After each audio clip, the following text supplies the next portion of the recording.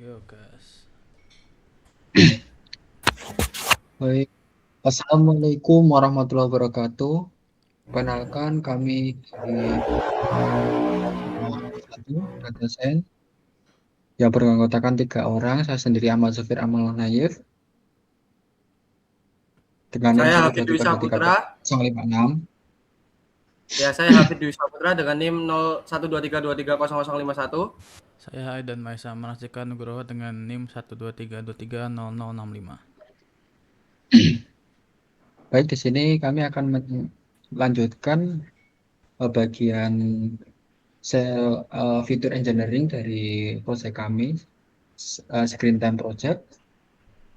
Baik, di sini terlihat untuk kode bagian notebook dari fitur engineering IPNB. Di sini yang pertama untuk salah satu itu berisikan eh, pemanggilan import library dari Python. Ya, di sini ada banyak library, yaitu ada Pandas sampai em, kemudian Seaborn, Warning, terus library system, dan juga library OS. Nah, untuk dari Pandas sendiri itu untuk bagian pengolahan manipulasi data dan operasi numerik. Kemudian untuk tentang Seaborn itu visualisasi data, Matplotlib itu juga untuk visualisasi data. Untuk warning itu untuk menyembunyikan pesan peringatan yang tidak perlu. Kemudian untuk sistem ya biasa untuk sistem, dan juga di sini juga untuk memanggil SRC. Nah, kita juga menggunakan kode di luar, yaitu dengan kode RSC yang kode Python biasa, dan juga data loader untuk membuat dataset, dan juga fitur engineering untuk melakukan fitur engineering. Untuk sel kedua itu berisikan untuk mengelola dan memprepare data. Nah, di sini kita memuat dari ini CSV, kemudian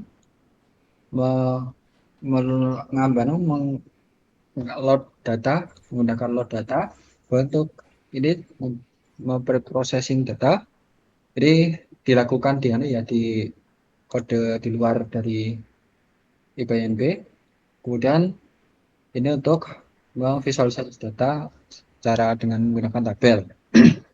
Kemudian untuk sel ketiga itu berisikan untuk menginisiasikan fitur engineering.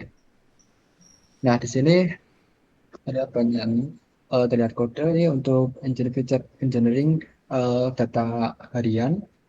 Kemudian ini untuk mengelola data kolom untuk data harian yang akan menampilkan 3 data awal. Baik, untuk sel keempat bisa dilanjutkan oleh teman saya. Nah, baik, di sini sel keempat adalah kita akan membuat save feature supaya tidak ada data yang leakage. Nah, di sini ada beberapa threshold penting, yaitu heavy usage thresholdnya 90 menit berdasarkan median. Threshold ini akan menentukan kapan penggunaan aplikasi dianggap berat.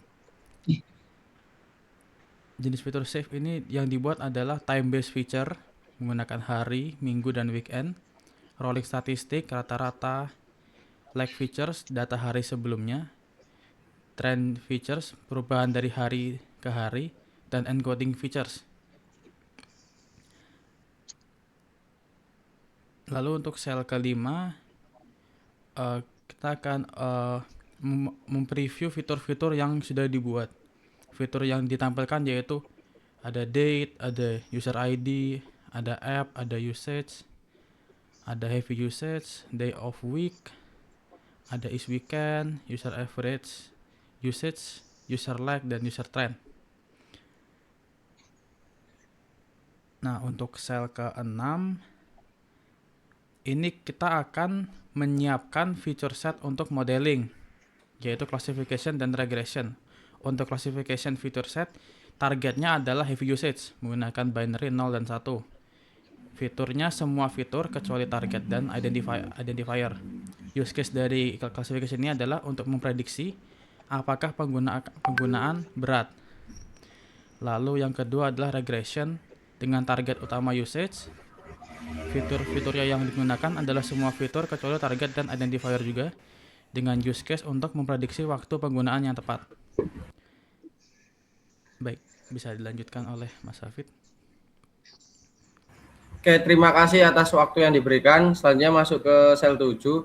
Jadi sel 7 ini sebenarnya cuma sebagai sel untuk menyimpan. Jadi dia akan gunanya sel 7 adalah menyimpan semua hasil fitur engineering yang telah kami buat untuk penggunaan berikutnya. Nah, file yang disimpan itu apa aja sih sebenarnya? File yang disimpan itu ada file screen time with save fitur CSV, yaitu isinya nanti akan adalah dataset lengkap dengan semua fitur baru yang awalnya tadi berapa menjadi berapa seperti itu.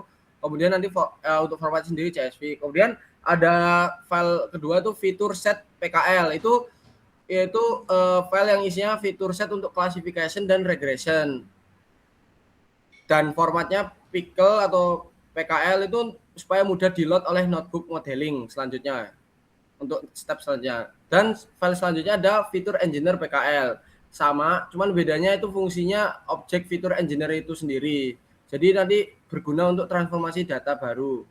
Dan yang terakhir label encoder untuk kategorial variabelnya. Nah, sel selanjutnya itu sel 8 nih, summary report. Maksudnya itu apa? Jadi di sel ini adalah laporan ringkasan dari hasil fitur engineering yang telah kami buat. Ringkasannya gimana? Yaitu pertama, kategori fitur yang dibuat. Time fitur itu fiturnya berbasis waktu, baik itu day, hari, week, minggu, month, bulan, dan hour, jam. Nah, untuk encoding fiturnya itu variabel kategorial, baik 0 dan 1. Terus untuk lag fiturnya dari data hari sebelumnya. Kemudian ada statistical fitur, yaitu statistik secara rolling, baik average, mean, STD, dan median. Untuk target variabel ada heavy usage sama usage level. Dan terakhir adalah fitur trend, yaitu fitur perubahan, tren perubahan.